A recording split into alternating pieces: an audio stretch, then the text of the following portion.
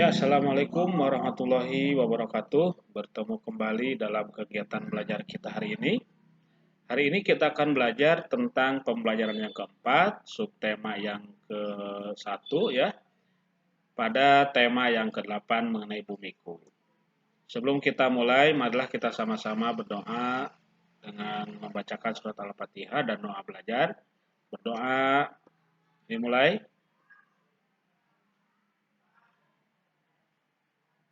Oke, berdoa selesai. Semoga kita mendapatkan ilmu yang bermanfaat serta diberkahi kegiatan kita pada hari ini oleh Allah Subhanahu wa taala. Pada hari ini kita akan lanjutkan kegiatan belajar kita mengenai sebuah cerita yang berjudul Sekolah Anak Jalanan. Nah, di sini ada sebuah artikel mengenai sekolah anak jalanan bahwa tidak semua warga negara Indonesia, terutama anak usia sekolah, mendapatkan kesempatan untuk bersekolah.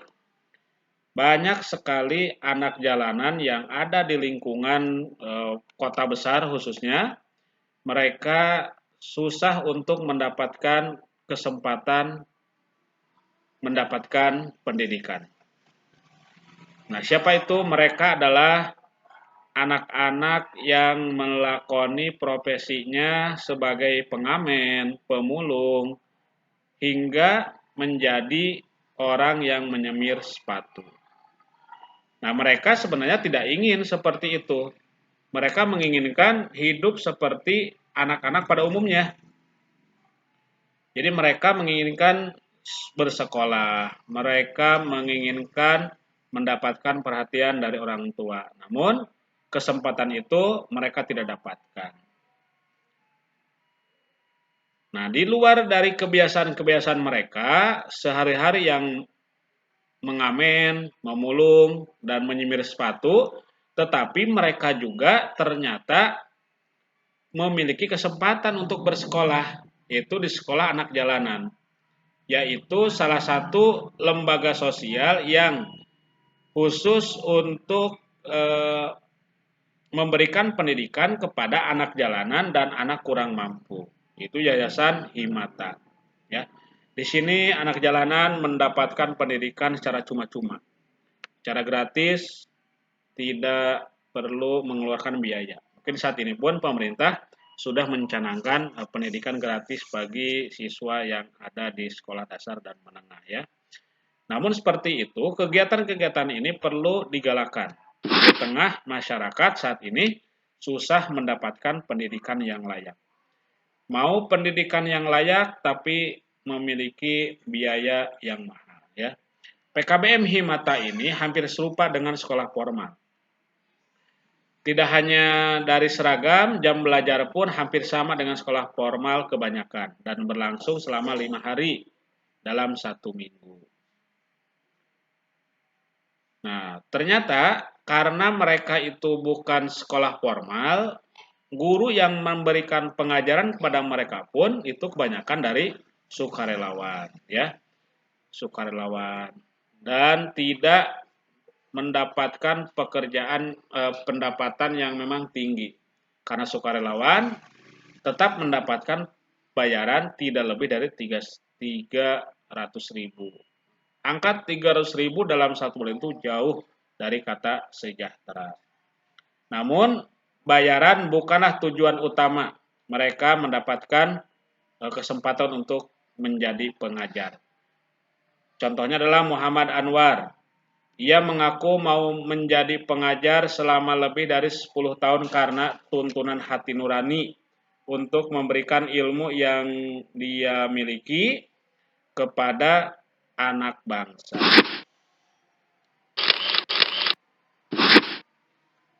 Nah, ini tujuannya itu adalah memberikan pengajaran itu sebagai tanggung jawab kita sebagai anak bangsa, sebagai putra bangsa, bagaimana menciptakan generasi yang cerdas. Nah, sehingga pendidikan itu harus senantiasa dimulai dari niat yang ikhlas untuk mendapatkan pendidikan. Nah, kita menjadi tahu bahwa ada orang yang rela bekerja keras. Ya, dari artikel yang kita baca tadi, kita jadi tahu ada orang yang rela bekerja keras agar setiap anak Indonesia memperoleh pendidikan. Beda dengan kita hampir setiap hari pergi ke sekolah untuk belajar. Namun, bagi beberapa anak di Indonesia ini, kesempatan untuk bersekolah tidaklah mudah untuk didapatkan. Oleh karena itu, kita harus senantiasa mendapatkan kesempatan yang baik untuk melaksanakan kegiatan pembelajaran. Nah, di sini kita akan mencoba untuk menuliskan kewajiban kita sebagai pelajar apa saja selama ada di sekolah ya. Ada kewajiban yang pertama, kedua, ketiga, keempat, yang kelima. Jadi banyak sekali kewajiban-kewajiban yang harus kita laksanakan di sekolah. Nah, silakan nanti didiskusikan bersama, boleh dibantu oleh orang tuanya untuk mengerjakan apa saja kewajiban-kewajiban yang menjadi kewajiban kita selaku pelajar yang harus dilaksanakan selama bersekolah. Terus selanjutnya adalah, nah di sini ada peta Asia Tenggara yang terdiri dari beberapa negara, ya ada 10 negara. Namun kita akan mengetahui dan mencari tahu tentang negara Thailand dan Vietnam, ya. Ada negara Thailand dan negara Vietnam. Nah, apa saja persamaan ataupun perbedaan beserta kondisi geografis kedua negara tersebut? Baik, kita lihat di sini. Thailand, wilayah geografis Thailand dapat dibedakan menjadi 4 wilayah, yaitu ada dataran rendah, ada pegunungan kapur, dan tanah gentingkrak. Ini bagian dari letak geografisnya. Bagian utara dan bagian barat wilayah Thailand itu merupakan pegunungan. Jadi ada pegunungannya ya. Sedangkan di bagian tengah itu terdiri dari dataran rendah. Nah, sungai utama di Thailand ada yang disebut Sungai Chao Phraya, Sungai Chi, dan Sungai Mun. Nah, hampir sama dengan wilayah Asia Tenggara lainnya, negara Thailand juga memiliki iklim tropis yang menyebabkan curah hujan itu sangat tinggi di daerah beriklim tropis, serta memiliki 2 musim sama dengan Indonesia, itu musim kemarau dan musim penghujan. Ini wilayah Thailand dari segi geografisnya. Nah, selanjutnya adalah kondisi sosial Thailand. Kondisi Thailand itu ibu kotanya di bagian kota Bangkok, luasnya ada 13.115 km, bahasa utamanya bahasa Thai, lagu kebangsaannya Peng Chatai, agama utamanya yang paling banyak di sana adalah agama Buddha, bentuk pemerintahnya kerajaan, dipimpin oleh kepala negara seorang raja dan kepala pemerintahan perdana menteri, serta mata uang yang digunakan di sana adalah. Nah, dari informasi itu baik kita lihat peta pikiran yang berisi informasi apa yang ada pada negara Thailand itu. Nanti kita lihat yang satu lagi ya. Kita akan melihat negara Vietnam. Kondisi alam Thailand ternyata berbeda dengan negara Singapura. Kalau Thailand itu terdiri dari daratan. Kalau Singapura kemarin sudah kita pelajari bahwa Singapura itu merupakan negara kepulauan. Nah, bagaimana dengan negara Vietnam? Nah, negara Vietnam itu lebih kecil ukurannya dibandingkan negara-negara Thailand. Kurang lebih 331.210 km persegi. Di daerah Vietnam terdiri atas bukit-bukit dan gunung-gunung berhutan lebat serta sedikit dataran rendah. Tadi kalau di Thailand ada bagian tengahnya itu terdiri dataran rendah. Kalau di Vietnam hanya sedikit dataran rendahnya. Wilayah Vietnam itu bagian utara berupa pegunungan, sedangkan bagian selatan berupa dataran rendah yang sangat subur.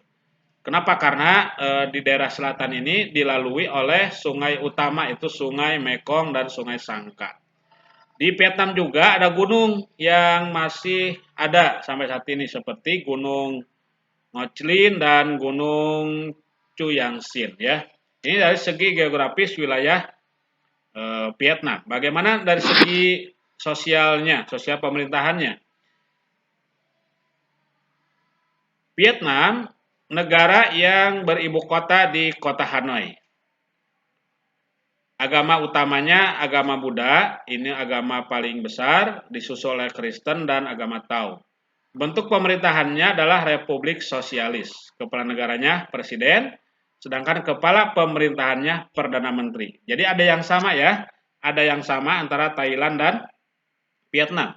Yang samanya itu adalah kepala pemerintahan, sama-sama dipimpin oleh Perdana Menteri. Bedanya kalau tadi di Thailand dipimpin oleh presiden sebagai kepala negara, kalau di Vietnam, kalau di Vietnam itu presiden sebagai kepala negaranya, sedangkan di Thailand merupakan raja karena berbentuk kerajaan. Ya, mata uang utama yang digunakan adalah mata uang dong. Nah, dari situ dari informasi kedua ini kita dapat informasi bahwa negara Vietnam itu berbeda dengan negara Thailand dari beberapa hal. Namun ada juga hal-hal yang sama. Apa contohnya tadi? Bentuk pemerintahannya berbeda, tapi kepala pemerintahannya sama-sama dipimpin oleh Perdana Menteri.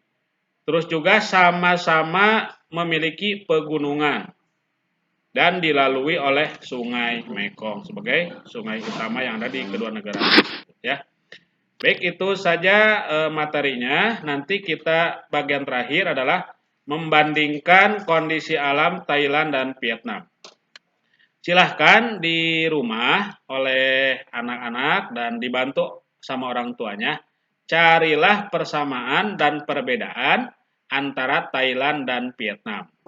Boleh menggunakan tulisan berbentuk paragraf, boleh juga diisi dengan menggunakan diagram pen ya atau kotak-kotak. Boleh terserah mana yang dianggap mudah dan disenangi untuk pengerjaannya. Boleh menggunakan paragraf, bisa juga menggunakan diagram pen. Baik, terima kasih atas waktunya. Semoga kita mendapatkan manfaat, semoga kita mendapatkan materi dan ilmu pada kesempatan kali ini. Terima kasih atas perhatiannya. Alafu minkum. Assalamualaikum warahmatullahi wabarakatuh.